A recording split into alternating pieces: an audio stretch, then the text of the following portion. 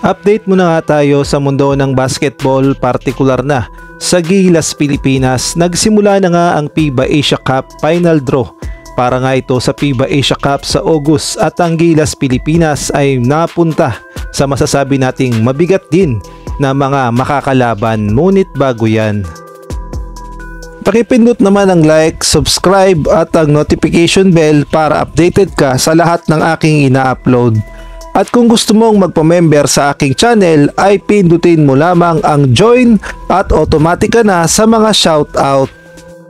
Nagsimula na nga ang FIBA Asia Cup Final Draw para nga ito sa FIBA Asia Cup at sa pag-aayos ng 16 team na maglalaban-laban, at sinimulan na nga ang draw. At sa Group A, napunta ang Australia at ang Lebanon. Sa Group B naman, Japan, Iran. Group C, Saudi Arabia, at sa Group D ang New Zealand. Samantalang ang China naman ay napunta sa Group C, kahanay nga siya ng Saudi Arabia. At eto na ang hinihintay ng lahat, ang Pilipinas ay napunta sa Group D, kahanay ng New Zealand, at magkakaroon nga ng pangatlong pagtatapat. At mabalik nga tayo sa Group A. Ang Group A nga ay halos kumpleto na dahil meron ng Australia, Korea at Lebanon, samantalang ang Group B naman ay mayroon ng Japan, Syria, Iran, at ang Group C mayroon ng China, Jordan at Saudi Arabia. At ito na nga ang Group D. Talaga namang pinagtatagpo at pinagtataghana ang Chinese Taipei, New Zealand at Philippines. Samantalang ang Guam naman ay napunta na sa Group B, kahanay nga ang Japan, Syria, Iran, at kumpleto na nga dyan ang Group B. At ang Group D naman na kahanay ng Gilas, Pilipinas ay kumpleto na rin dahil ang panghuling nilang makakalaban ay ang Iraq.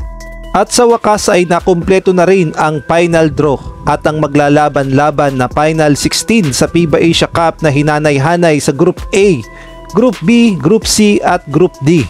Sa Group A nga ang maglalaban Qatar, Australia, Korea, Lebanon. Sa Group B naman Guam, Japan, Syria, Iran. Sa Group C, China, Jordan, India, Saudi Arabia. At ito na nga ang Group D, Chinese Taipei, New Zealand, Iraq at Philippines. At masasabi nating rematch talaga ito para sa Gilas, Pilipinas kontra Chinese Taipei at New Zealand, at panibagong hamon na naman sa kupunan ng Iraq.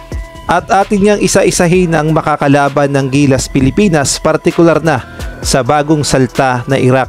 Ang Iraq nga ay hindi pwedeng maliitin dahil masasabi nating matatangkad at malalakas din ang team na ito, at meron din silang malakas na import. At kung ating babalikan sa kanilang mga naging laban ay tinalo na nila ang Jordan sa final score na 72-75 at ang Iran sa final score na 74-66, kaya naman hindi talaga pwedeng maliitin ang kakayanan ng Iraq. Samantalang pagdating naman sa laban sa New Zealand at gayon na rin sa Chinese Taipei ay hindi na nga bago yan at magkakaroon na lamang ng matinding rematch. Ngunit alam nating lahat na sa ikatlong pagtatapat ay tinalo nga ng New Zealand ang Gilas, Pilipinas, at bumawi nga sila dahil tinalo sila ng Gilas sa second window, at ang Chinese Taipei naman ay bumawi sa Gilas, Pilipinas sa third window. Kaya naman masasabi nating napakagandang laban talaga yan sa FIBA Asia Cup, at tignan na lang natin kung makakabawi ang Gilas, Pilipinas sa pagkatalo nila sa New Zealand at kay na rin dito sa Chinese Taipei. At masasabi nating hindi rin biro talaga ang bracket na napuntahan ng Gilas, Pilipinas. Kahit na kabisado nila ang kanilang makakalaban ay kailangan pa rin paghandaan talaga ito ng Gilas, Pilipinas, at hindi pwedeng maliitin ang kanilang makakalaban. At kung suswertihin nga ang Gilas na makapasok sa second round ng makakalaban nga nila ay mula sa Group C sa kupunan ng China, na alam nating lahat na hinihintay ding makarematch ng Gilas, Pilipinas, at ang Jordan, at gayon na rin ang kupunan ng India at ang host country na Kingdom of Saudi Arabia.